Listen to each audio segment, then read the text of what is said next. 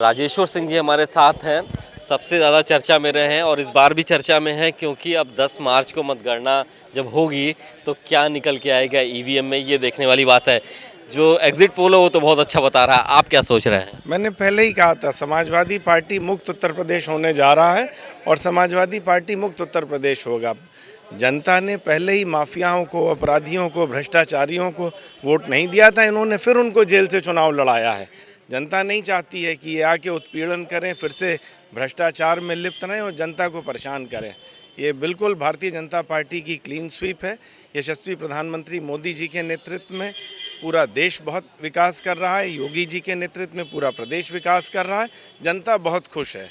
Bharatiya Janata party बिल्कुल प्रचंड बहुमत से सरकार बना रही है। एग्जिट पोल्स जो होते हैं बहुत साइंटिफिकली सर्वे किया जाता है, लेकिन समाजवादी पार्टी और जो विपक्षी दल हैं वो सवाल खड़े कर रहे हैं। उनका कहना है कि ये दबाव बनाने के लिए कोशिश है, अधिकारियों पे दबाव बनाने के लिए ऐसा किया जा रहा है। ये ऐसे ही कहते रहेंगे। जब इनके समय एग्जिट पोल होता था तब इनको दिक्कत नहीं होती थी। कहते हैं कभी प्रशासन मदद कर रहा है। जब पिछली बार 2017 में चुनाव हुआ था तब इनकी सरकार थी, पूरी पुलिस इनके पास थी, डीजी पुलिस इनका था। तब क्या हुआ, सीट आई 40-42, तब क्यों नहीं आप रोक पाए?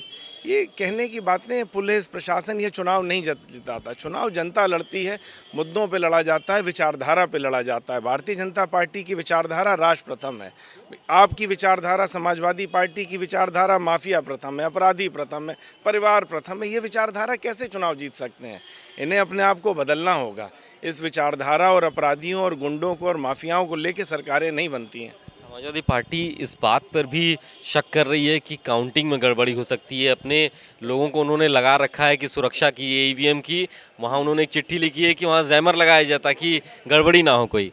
क्या कुछ भी चाहें लिख सकते हैं। वो जो चुनाव हार जाता है आदमी, उन्हें परिणाम मालूम है, बूथ से उन्हें परिणाम मालूम है। जनता की रैली में जब आप जाते हैं, मैंने तो 250 सभाएं करी, आप जाते हैं आपको उसी दिन पता चल जाता है। पहली सभा में आप कदम रखते हैं, जनता के रिस्पॉन्स से आपको पता चल जाता है चुनाव का परिणाम क्या है। रिजल्ट और वोटिंग और बैलेट की ज़रूरत ही नहीं रहती। उनको पहले ही मालूम है कि वो बुरी तरह से चुनाव हार चुके हैं, वो कुछ भी बोलते रहेंगे।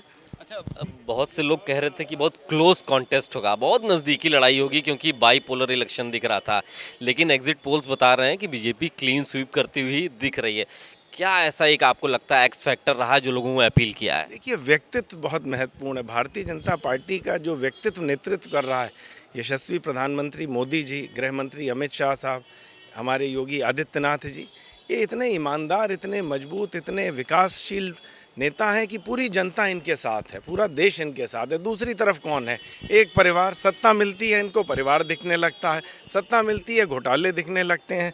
जैसे ही होता है भ्रष्टाचार, बाद में माफियाओं को जोड़ लेते हैं, बाद में छोटी छोटी जात की पार्टियों को जोड़ लेते हैं। सोचते हैं इस तरह से सरकार बन जाएगी। कैसे बन जाएगी? सरकारें ऐसे नहीं बनती हैं।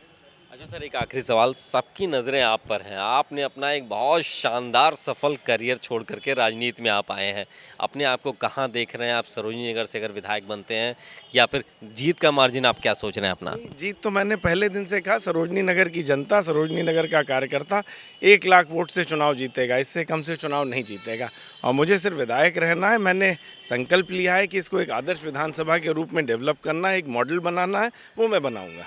बहुत शुक्रिया हमसे बात करने के लिए। राजेश्वर सिंह जी थे और पूरी तरह आश्वस्त हैं कि इस बार भी बीजेपी की पूर्ण बहुमत की इस बार सरकार बनने जा रही है। हालांकि विपक्षी पार्टियां सवाल खड़े कर रही हैं, उनका कहना है कि एग्जिट पोल सही नहीं है, उन पर भरोसा नहीं किया जाना चाहिए, लेकिन बीजेपी ये क्लेम कर रही है कि एग्जिट पोल्स ही एग्जैक्ट पोल में तब्दील होंगे। कैमरामैन दिलीप के साथ अभिषेक पांडे, भारत समाचार, लखनऊ।